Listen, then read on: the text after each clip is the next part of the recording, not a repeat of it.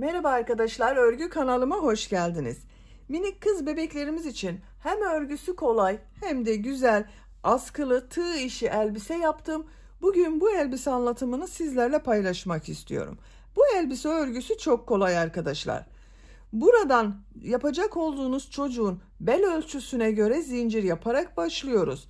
Ben bugün elbise anlatımını 3-6 ay arası bir kız bebek için yaptım. Ama siz bu elbiseyi yeni doğan bebek için de yapabilirsiniz. Her yaş kız çocuklarınız için yapabilirsiniz. 3, 5, 6 her yaş kız çocuklar için uygun model arkadaşlar. Bakın askılı yaptım. Askı uçlarına düğme yaptım bu şekilde. Arka bölümde de düğmeli yaptım. Bebeğe giydirip çıkarması kolay bu elbiseyi. Ayrıca bir düğme iliği yapmıyorum arkadaşlar. Burada yaptığım modeli düğme iliği olarak kullandım. Bakın askılarda yine öyle. Askı ucuna düğme diktim. Bu gövde bölümünde yaptığım modelleri, bakın bu 2 zincir yaparak yaptığım modelleri düğme iliği olarak kullanıyorum.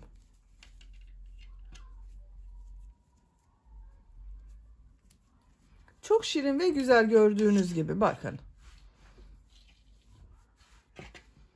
Bu elbise örgüsünde iplik olarak bir yumak iplik bitirdim. İkinci yumak ipliğe başladım arkadaşlar. 100 gram 320 metre olan iplikten bir iplik bitti. İkinci yumak ipliğe başladım. Ben akrilik bir iplik kullandım bugün. Ama siz bu elbise örgüsünde istediğiniz marka iplik ve renkleri kullanabilirsiniz. Koton iplikleri tercih ederseniz çok daha güzel olacaktır arkadaşlar. Yazlık iplikler ile daha güzel olur. Tığ olarak 5 numara 3 milimetre tığ kullandım. Elimin sıklığına göre bu tığı kullandım. Yumuşak bir örgü elde ettim arkadaşlar. Sizin eliniz sıkıysa 3,5-4 milimetre tığlar ile yaparsanız yaptığınız örgü hem daha güzel olur hem de yumuşak olur arkadaşlar. Düğmeleri söyledim zaten. 3 düğme kullandım. Ölçülerini de söylüyorum. Başlamadan önce fikriniz olsun. Bakın buradan gövde genişliğini ölçüyorum. 22 santimetre. Yüksekliğini ölçüyorum. 29 santimetre. Bu ölçüde 3 aylık bebek için güzel bir ölçü. Siz tercihinize göre daha uzun veya daha kısa yapabilirsiniz. Siz bu elbise örgüsünü yazlık iplik olarak koton iplikler, merserize iplikler, her marka iplik ve renkleri kullanarak yapabilirsiniz. Her renk ile güzel oluyor. İpliği tığ hazırlayalım. Hep birlikte bu güzel elbise örgüsüne başlayalım. Örgü kanalıma abone değilseniz abone olmayı unutmayın lütfen. Örgü kanalıma abone olmak ücretsiz. Örgü kanalıma ücretsiz abone olup orada bulunan zil şeklini dokunarak açık yaparsanız kanalıma video yüklediğim zaman ilk önce size bildirim gelir. Örgülerimden herkesten önce sizin haberiniz olur. İzlediğiniz videolarıma beğeni ve yorumlarınızı yaparsanız çok sevinirim arkadaşlar. Hepinize kolay gelsin. İyi çalışmalar. Örgüye zincir yaparak başlıyorum. İlk ilmeği bu şekilde yapıyorum. Size nasıl kolay gelirse ilk ilmeği öyle yapabilirsiniz.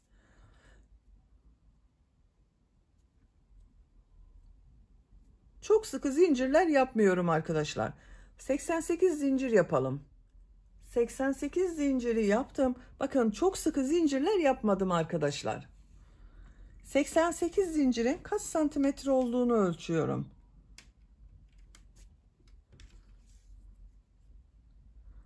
37 santimetre zincir uzunluğu var.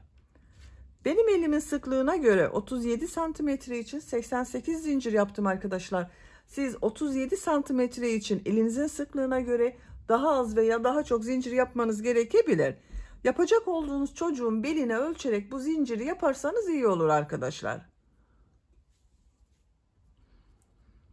Bu sırada bu zincirler üzerine trabzan yapıyorum. 3 zincir yapıyorum. Tığ üzerine iplik alıyorum. 3 ilmek atlıyorum. 1, 2, 3. 4. ilmeğe bir trabzan yapıyorum. Bakın 2 defa da çıkardığım trabzanı. Tekrar tığ üzerine iplik alıyorum. Diğer ilmeğe bir trabzan yapıyorum. Her ilmek üzerine bir trabzan yapıyorum.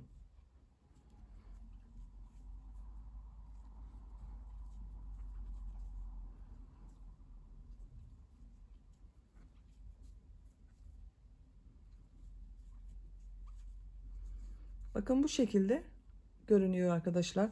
Sıra sonuna kadar trabzanları yapalım. Zincirler üzerine trabzanları yaptım. Bakın bu şekilde bir sıra trabzan elde ettim arkadaşlar. Bu bir sıra üzerinde 88 trabzan var. Bu 3 ilmek atladığımla birlikte 88 trabzan var. Şimdi bunu birleştiriyorum. Bakın şu şekilde düzgün gelmesine dikkat ediyorum. Burada 3 ilmek atlayarak yaptım. Bakın bu ilmeğe tığ takıyorum.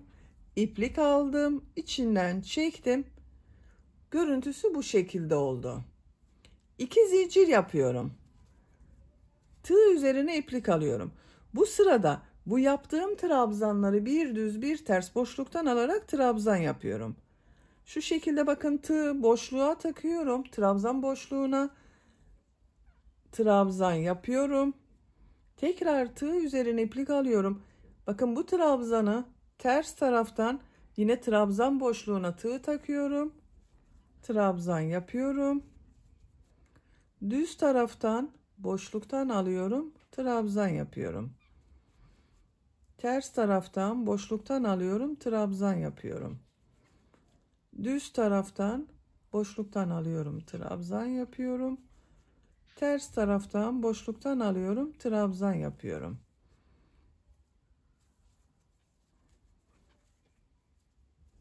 Bakın bu şekilde bir düz bir ters boşluktan alarak yaptığımız için görüntüsü böyle oluyor arkadaşlar.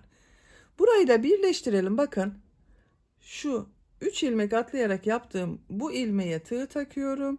İplik aldım. İçinden çekiyorum. Bakın burayı birleştirdim. İlmek alıyorum. Sıkı çekiyorum bakın burayı.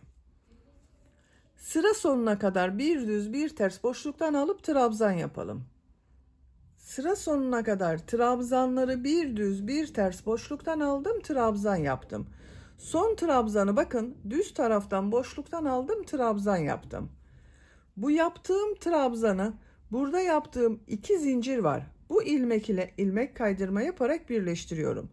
Bakın bu 2 zincirde ters tarafta görünen trabzan oldu. Bakın arkadaşlar görüntüsü böyle.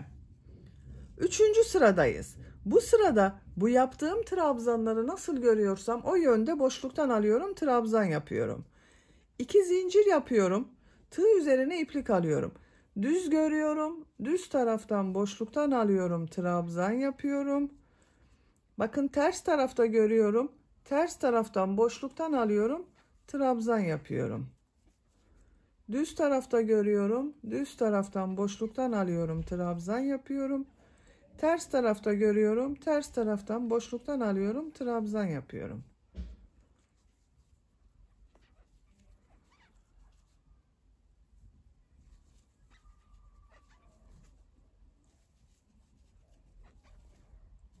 Sıra sonuna kadar devam edelim.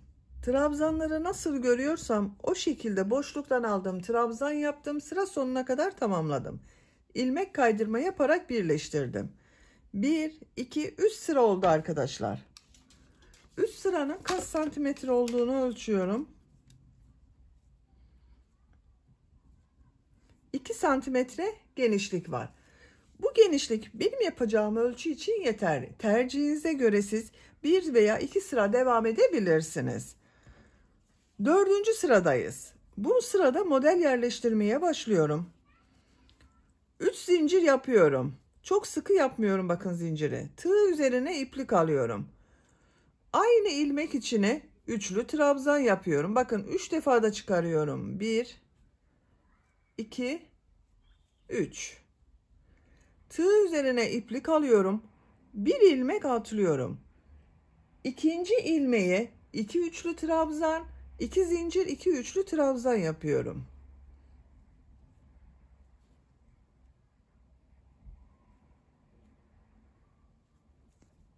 Bir,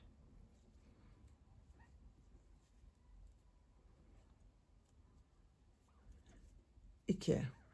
2 zincir yapıyorum. 2 üçlü trabzan daha yapıyorum aynı ilmek içine.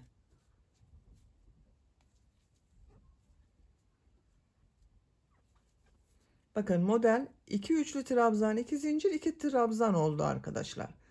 Tığ üzerine iplik alıyorum. 2 ilmek atlıyorum. Bu ilmek içine bir üçlü trabzan, bir zincir, bir üçlü trabzan yapıyorum.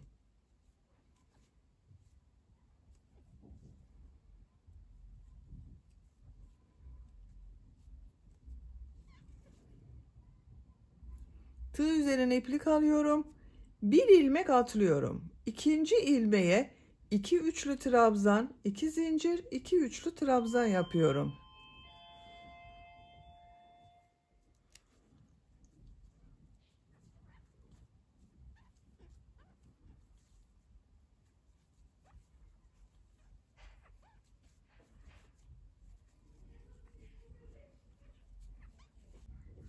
Bakın 2 üçlü trabzan, 2 zincir, 2 üçlü trabzan yaptım.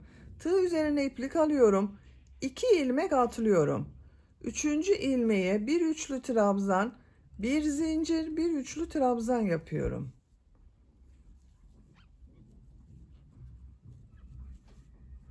Tığ üzerine iplik alıyorum. Bir ilmek atlıyorum. 2 üçlü trabzan, 2 zincir, 2 üçlü trabzan yapıyorum.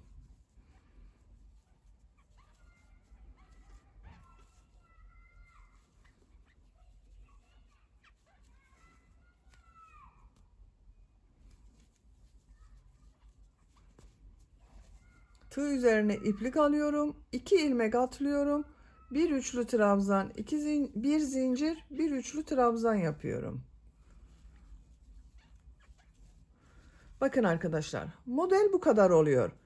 Bir ilmeğe 2 üçlü trabzan, 2 zincir, 2 üçlü trabzan yapıyoruz. Arada 2 ilmek atlıyoruz. Bir üçlü trabzan, bir zincir, bir üçlü trabzan yapıyorum. Burada bir ilmek atlıyorum. 2 üçlü trabzan, 2 zincir, 2 üçlü trabzan yapıyorum. Bakın modellerden sonra 2 ilmek atladım. Bu bir trabzan, bir zincir, bir trabzandan sonra bir ilmek atladım. Eğer birer ilmek atlarsanız model çok sık oluyor arkadaşlar. Bu modeller arasında ikişer ilmek atlarsanız da çok seyrek model oluyor. Ben yaptım, bu şekilde denk geldi. Siz tercihinize göre daha sık veya daha seyrek de yapabilirsiniz. Sıra sonuna kadar devam edelim. Sıra sonuna kadar modelleri yaptım. Son olarak bakın 2 üçlü trabzan, 2 zincir, 2 üçlü trabzan yaptım. Bu ilk yaptığım zincir vardı. Bu boşluğa tığ takıyorum, ilmek kaydırma yaparak sırayı birleştiriyorum. Bakın arkadaşlar, aralarda atlama yapmadım. Bir model yaptım. Bir yerde de bir üçlü trabzan, bir zincir, bir trabzan yaptım. Sıra sonuna kadar tamamladım. İkinci model sırasındayım. Bakın buradayım. 3 zincir yapıyorum. Tığ üzerine iplik alıyorum. Üçlü trabzan yapıyorum. Tığ üzerine iplik alıyorum. Bu sırada bu modelleri 3 üçlü trabzan, 2 zincir, 3 üçlü trabzan yapıyorum. Bakın bu sırada 2 üçlü trabzan, 2 zincir, 2 üçlü trabzan yaptım. Bu sırada 3 üçlü trabzan, 2 zincir, 3 üçlü trabzan yapıyorum.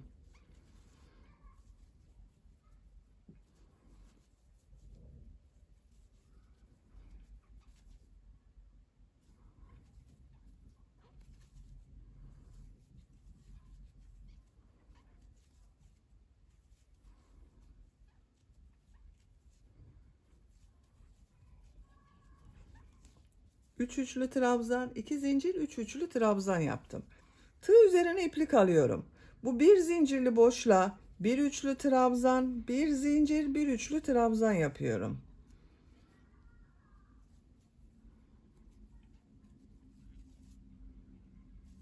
Tığ üzerine iplik alıyorum. Buraya 3 üçlü trabzan, 2 zincir, 3 üçlü trabzan yapıyorum.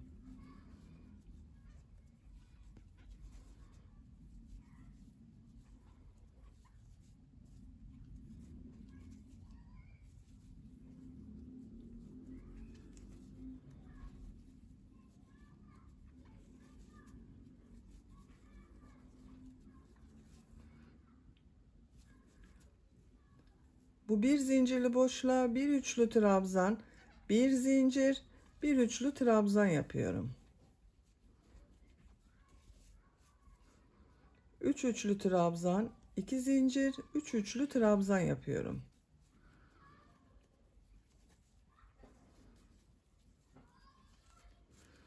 Bakın arkadaşlar, bu şekilde. Sıra sonuna kadar devam edelim. Modelleri sıra sonuna kadar yaptım. Son yaptığım modeli sıra başında yaptığım bu 3 zincir ile ilmek kaydırma yaparak birleştiriyorum. Bakın arkadaşlar. Modellerin görüntüsü böyle oldu. 3 üçlü trabzan, 2 zincir, 3 üçlü trabzan yaptım. 1 üçlü trabzan, 1 zincir, 1 üçlü trabzan yaptım. Örgü bu şekilde devam edecek artık. 3 zincir yapıyorum. 1 üçlü trabzan yapıyorum. Diğer model ortasına 3 üçlü trabzan, 2 zincir, 3 üçlü trabzan yapıyorum.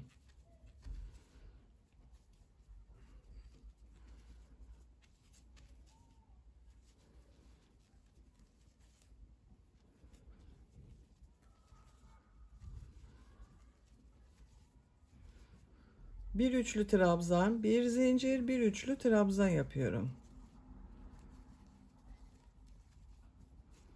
Bakın. Örgü bu şekilde devam edecek.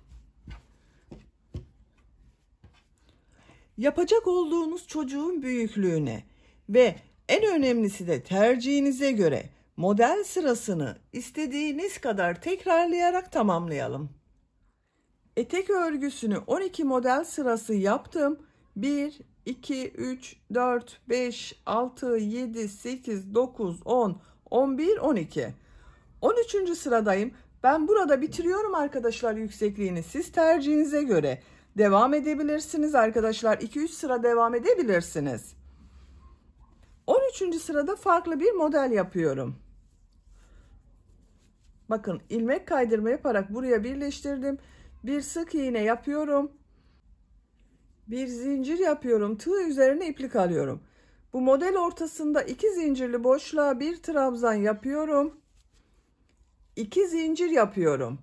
Bu yaptığım trabzanın bakın şurada bir ilmek var. Bu ilmeği şu şekilde alıyorum. Sık iğne yapıyor gibi yaptım. Minik bir pıtırcık model yaptım. Tığ üzerine iplik alıyorum. Tekrar ikili trabzan yapıyorum bakın. 2 defa da çıkardım. 2 zincir yapıyorum. Pıtırcık model yapıyorum.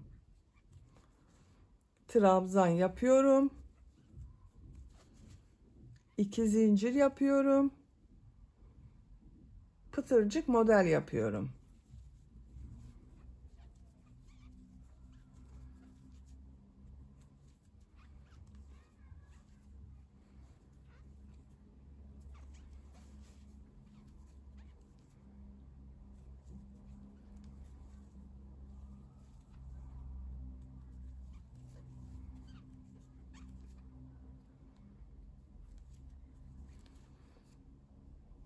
İki, 4, 6, bir trabzan daha yapıyorum. 7 pıtırcık model yapıyorum arkadaşlar.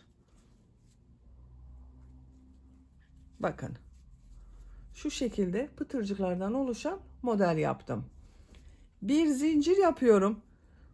Bu diğer modelde bir zincirli boşluğa sık iğne yapıyorum. Bir zincir yapıyorum. Diğer model ortasına yine burada yaptığım gibi 7 pıtırcık modeli yapıyorum.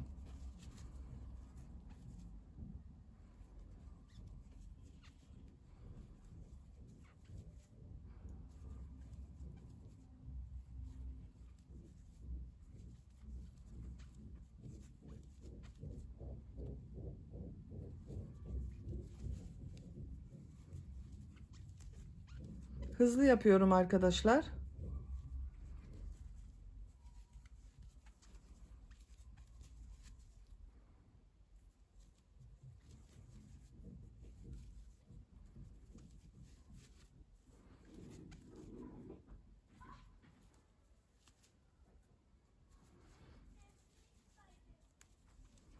Bakın 7. yaptım.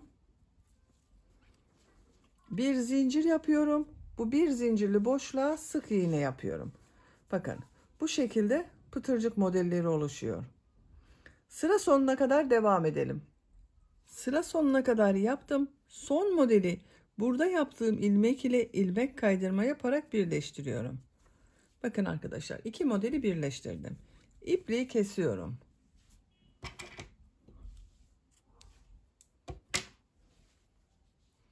İlmek içinden çekiyorum. Bakın. Bu şekilde oldu. Çok güzel oldu gördüğünüz gibi arkadaşlar, etek bölümü. Şimdi gövde bölümünü yapalım. Gövde bölümüne arka ortadan başlıyorum. Bakın, bu bel örgüsünü birleştirdiğim yerden gövde örgüsüne başlıyorum. Bu ilmekten bağlıyorum, sağlam olsun. Bir ilmek yapıyorum. 3 zincir yapıyorum. Tığ üzerine iplik alıyorum. Bir üçlü trabzan yapıyorum. Aynı ilmek için arkadaşlar, bakın. Bu model ortasında bir üçlü trabzan, bir zincir, bir üçlü trabzan yaptığım yer burası. Tığ üzerine iplik alıyorum. 2 ilmek atlıyorum. 3. ilmeğe model yapıyorum.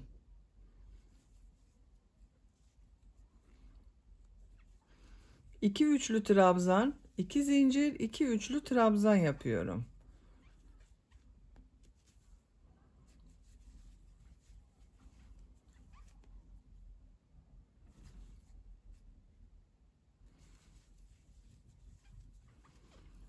İki üçlü trabzan, 2 zincir, 2 üçlü trabzan yaptım. Tığ üzerine iplik alıyorum. 2 ilmek atlıyorum. 3. ilmeğe bir üçlü trabzan, 2 zincir, bir üçlü trabzan yapıyorum.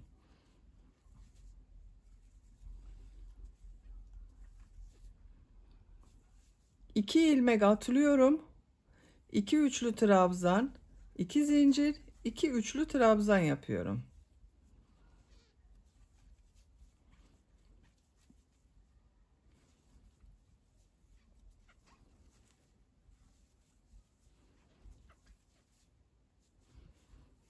İki ilmek atlıyorum. Bir üçlü trabzan, 2 zincir, bir üçlü trabzan yapıyorum. Bakın, bu şekilde modeller yapıyoruz. Sıra sonuna kadar devam edelim. Modelleri yaparak bakın, sıra sonuna kadar tamamladım. Sıra sonunda yine bir üçlü trabzan, bir zincir, bir üçlü trabzan yaptım. Sıra başında da bakın aynı şekilde başladım. Sıra sonunda aynı bitirdim. Burada bir ilmek kaldı arkadaşlar. O boş kalıyor. Bakın, model yerleştirmesini yaptım. Kaç model yaptığımı sayıyorum. 1, 2, 3, 4, 5, 6, 7, 8, 9, 10, 11, 12, 13, 14 model. Bir sıra üzerinde 14 model var. Gövde örgüsü bu sayı ile devam edecek. 3 zincir yapıyorum. Örgüyü çeviriyorum. Tığ üzerine iplik alıyorum. Bu bir zincirli boşluğa bir üçlü trabzan yapıyorum. Bakın, bu şekilde oldu. Tığ üzerine iplik alıyorum. Model ortasına 2 üçlü trabzan, 2 zincir, 2 üçlü trabzan yapıyorum.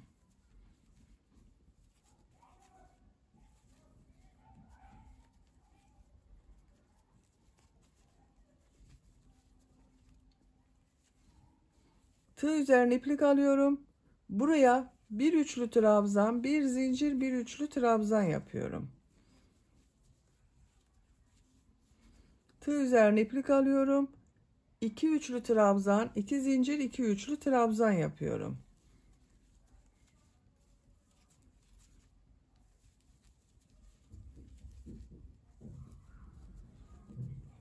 Bakın arkadaşlar, model aynı şekilde. Sıra sonuna kadar devam edelim. Modelleri sıra sonuna kadar yaptım. Bakın, son modelin üzerine de bir üçlü trabzan, bir zincir, bir üçlü trabzan yaptım.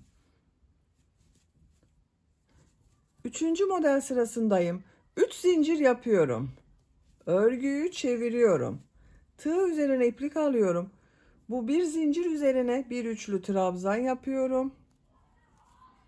Bakın, bu da bir trabzan arkadaşlar.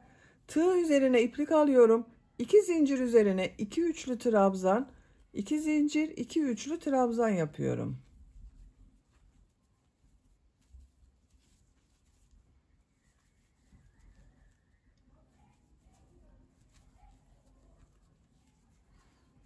Buraya bir üçlü trabzan, bir zincir, bir üçlü trabzan yapıyorum. Buraya yine aynı modeli devam ediyorum arkadaşlar. Bakın bu şekilde. Sıra sonuna kadar devam edelim. 3 zincir yapıp geriye dönelim. Bu şekilde gövde örgüsüne devam edelim. 4-5 sıra tercihinize göre gövdenin örgüsünü tamamlayalım. Model sırasını 4 model sırası olarak yaptım. 1, 2, 3, 4. Gövde örgüsünü ben burada bitiriyorum arkadaşlar. Siz tercihinize göre bir sıra daha devam edebilirsiniz. Bakın şeklini görelim bu şekilde. Şimdi bu yaptığım modeller üzerinden bir sıra sık iğne yapıyorum. Bir zincir yapıyorum, örgüyü çeviriyorum. İlk ilmek üzerine sık iğne yapıyorum. Bakın bu ilmek üzerine sık iğne yapıyorum. İlmekler üzerine sık iğne yapıyorum. Bu iki zincir üzerine iki sık iğne yapıyorum. Diğer ilmeklere birer defa sık iğne yapıyorum. Bakın burada bu bir zincirli boşluğa sık iğne yapmıyorum arkadaşlar. Sadece ilmek üzerine sık iğne yapıyorum.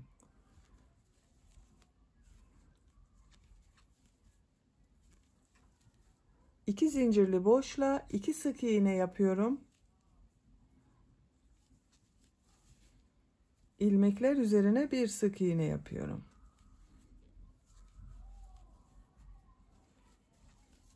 Bakın görüntüsü böyle oluyor. Sıra sonuna kadar devam edelim. Sıra sonuna kadar sık iğne yaptım. Bakın son ilmeğe de sık iğne yaptım. İpliği kesiyorum.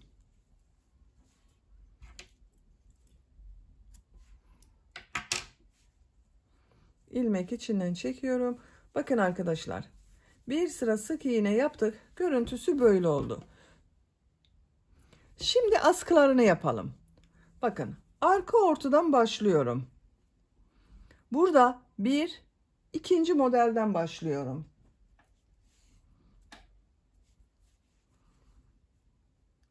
Şuraya ipliği bağlıyorum.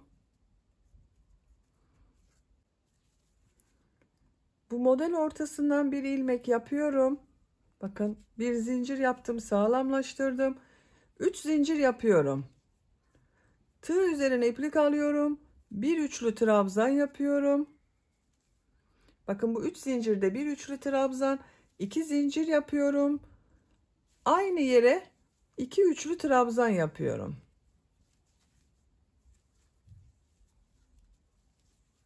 Bakın yakanın devamı oluyor arkadaşlar. 3 zincir yapıyorum. Örgüyü çeviriyorum. Tığ üzerine iplik alıyorum. Bu model ortasına 2 üçlü trabzan, 2 zincir, 2 üçlü trabzan yapıyorum.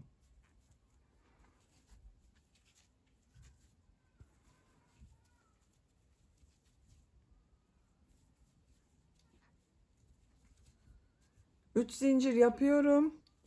Örgüyü çeviriyorum. 2 üçlü trabzan, 2 zincir, 2 üçlü trabzan yapıyorum.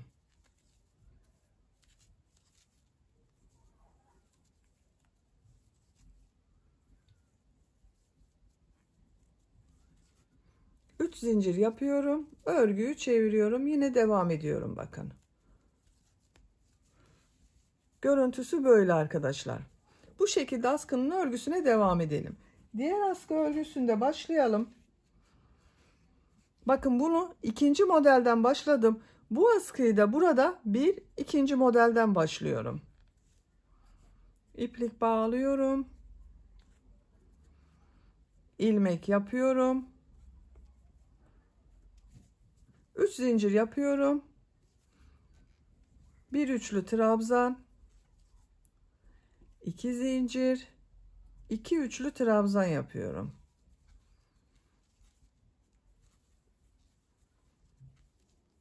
Üç zincir yapıyorum. Örgüyü çeviriyorum. 2 üçlü trabzan, 2 zincir, 2 üçlü trabzan yapıyorum.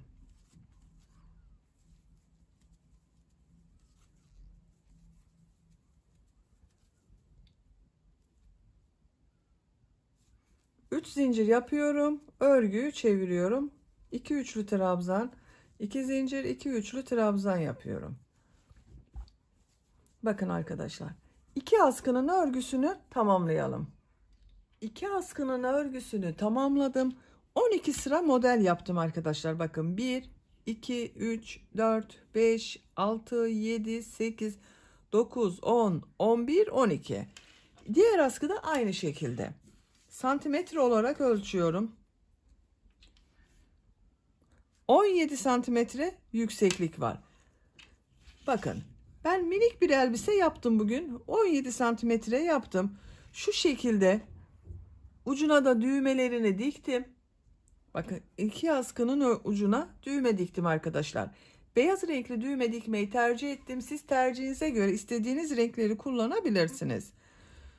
Burada yaptığım modelde bakın boşluklar var. Bunları düğme iliği olarak kullanıyorum. Ayrıca bir düğme iliği yapmadım. 2 model atlıyorum.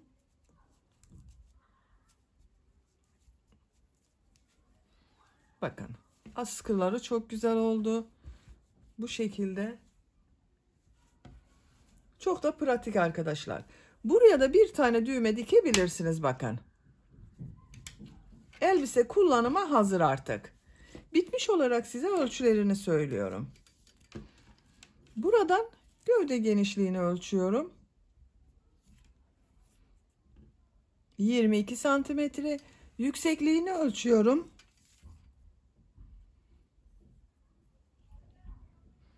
29 santimetre arkadaşlar.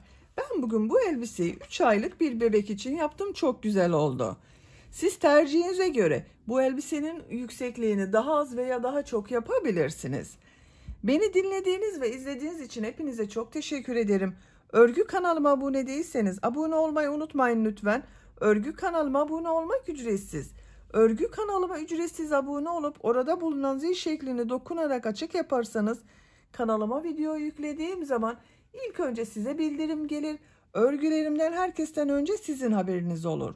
İzlediğiniz videolarıma beğeni ve yorumlarınızı yaparsanız çok sevinirim arkadaşlar. Sizlerle yeni örgülerde görüşmek dileğiyle. Hoşça kalın, sevgiyle kalın.